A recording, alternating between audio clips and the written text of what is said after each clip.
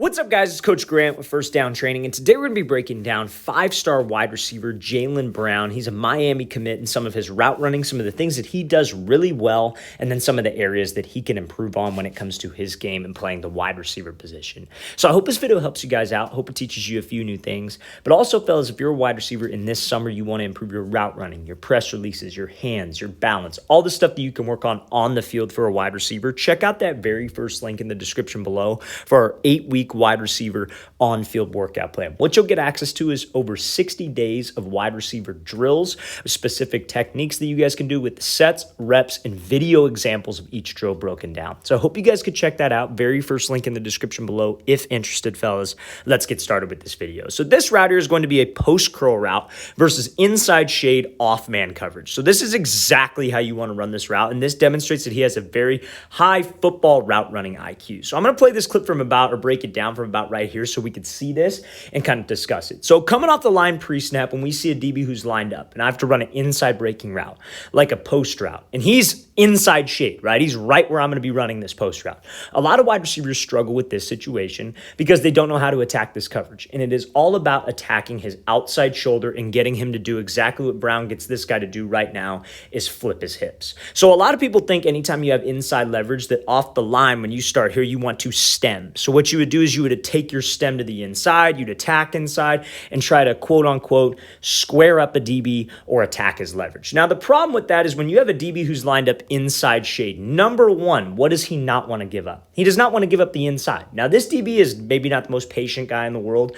because he's very quick to open up, especially if you're a wide receiver who is bigger, who is faster. You're always going to be a vertical threat downfield like Brown is. So you want to use that to your advantage and always sell vertical on a route. But if you just come off the line and attack his leverage and try to square him up, he's inside shade. He's just going to keep his leverage. He's just going to what we call weave to the inside. So if I'm drawing it right here, like let's say this is the receiver, let's say this is the DB. You attack his leverage, guess what he's going to do? Keep his leverage. And then you're going to end up running the post right into him, and you already screwed up spacing and timing on the play.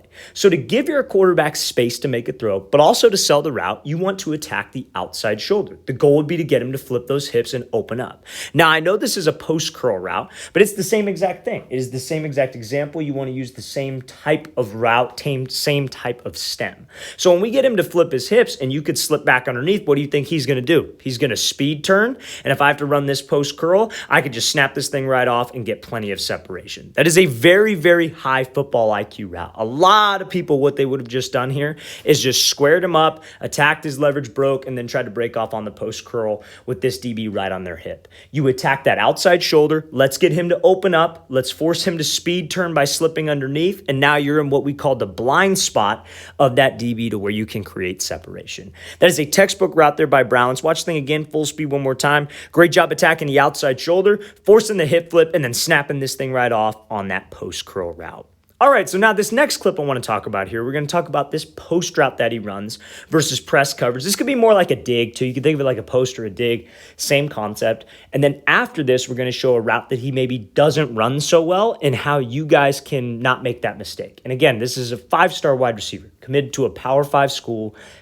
He makes the same types of mistakes when running routes that a lot of guys make at the lower high school levels who maybe aren't at the level of his play. So I want to showcase that to you guys. I want you guys to see that because even when you think you're screwing up, even when you think, oh, I shouldn't be making these mistakes, some of the best wide receivers coming out of high school, going into college, and the NFL make the same mistakes that we do. It's all about just trying to clean up those mistakes and give no indicators on the routes that I'm running. But this is a pretty decent route, so let's play this thing full speed. So he throws this kind of like split release here, but I mainly want to talk about the stem and how he's able to restack. So when you guys are doing one-on-ones, especially, if you're at a college camp, maybe it's a showcase, you have to make sure that you display your knowledge of running routes and your ability to run routes, treating it like a live game situation. So oftentimes it's one-on-ones, right? There's no defense. No, there's a defender, there's one defender, but there's no other defenders. There's no 11 guys, no 10 other guys on the field. There's no pass rush. And There's no other receivers running routes. So spacing technically doesn't even matter that much. Timing doesn't matter that much. So a lot of wide receivers get anxious. What they will do on a route like this, like it's a post route, they won't get skinny. But Brown does a great job of this. He sets this DB up, gets DB to hesitate. He takes this inside release, right? So a lot of wide receivers will just take off and run to the inside and kind of round the post. They got separations, one-on-ones. You don't got to worry about it. But in a real game, you're going to have other receivers. You're maybe running a post from the outside slot, from the outside position, like the X or the Z, and that slot receiver could be running a dig. So if you take a really wide stem and run this post and you guys are too close together, the spacing of the play is off. And believe me, fellas, when a college coach sees that at a college camp, he knows that you don't know how to run routes. He knows that that is not a realistic situation. But Brown doesn't do that. And that's very, very high level. That's very, very high IQ when it comes to running routes. So he gets separation. He takes this inside release, but what does he do? He gets skinny. He gets back into this DB, or as we like to call it, restacking. He doesn't restack him completely, but he gets skinny on the route. He gets back to that like red line, if you will. What do we mean by red line? You'll see it like an NFL practice film on their practice field. They'll have a red line on the outside, and that's like for the outside receivers to always know where to stack, where to get back on, and try to stay on that red line to give your QB the right spacing. Whether it's like a fade and we're trying to fade you back outside, or whether you're running a comeback, a post, whatever it might be. But the goal is to get to that red line. So if you ever hear that, that's what that means. But that's essentially getting skinny. Because now when he gets back into this DB, he's one, if it's a real game situation and there's like a safety here, he just gave his quarterback a bigger window to make the throw rather than just running off to the inside. He got back into him. He got skinny. He got this DB trailing his back hip. So when he makes this cut at the top of the route, he could create some separation.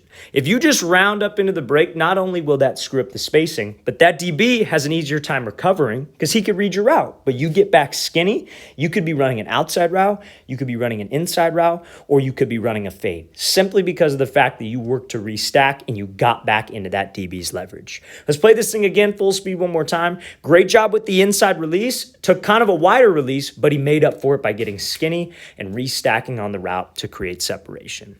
Okay, so now this next route here, this is going to be a kind of like, I think this is a dig.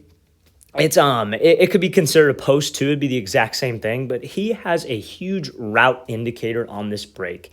And this is something that you guys would like to avoid if you're on the younger side of things, learning how to play the wide receiver position. So let's play this thing full speed. Does a good job taking the outside release on an inside route, but you see how he kind of raises up and slows down at the break point.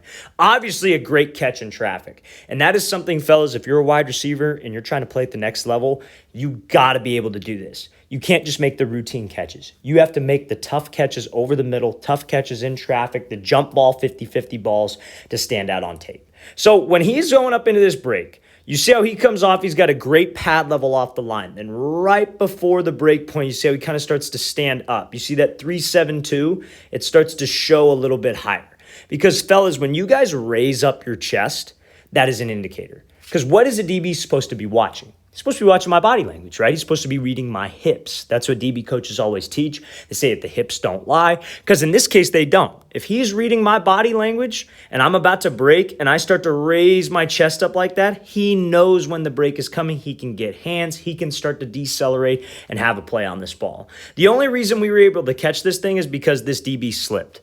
Pretty much the only reason. It wasn't because it was a good route. We didn't make him fall. It would have been locked up if he didn't lose his footing there. Now, maybe there's some holding, but fellas, there's going to be holding in a game. This probably will not get called, I'm going to be honest with you. So, especially in high school and youth ball, because referees don't get paid enough to call this.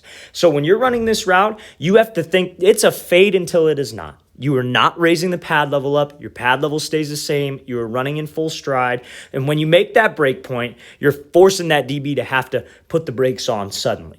And when that DB is reacting to us and we can eliminate wasted time at the break, we don't have any indicators, that is what will get you open. So fellas, I showcase this not to bag on the receiver, not to show all his faults on it, but it's to show you guys that, hey, he makes the same mistakes that we do. We all make the same mistakes when it comes to route running. At the end of the day, it is about not giving this DB indicators and eliminating as much wasted motion and wasted time at the top of the break as possible. Let's play this thing again, full speed, one more time. Great job by this wide receiver taking the outside release. Brown, good outside release, but raising the chest up and giving that indicator is a great way to get that DB to be tight on your hip and get no separation.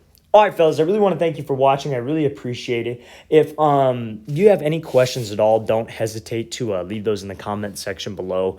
Always appreciate the feedback. It's always great to hear from you guys as usual.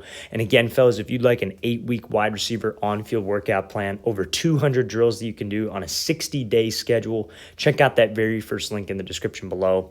I'll see you guys next time.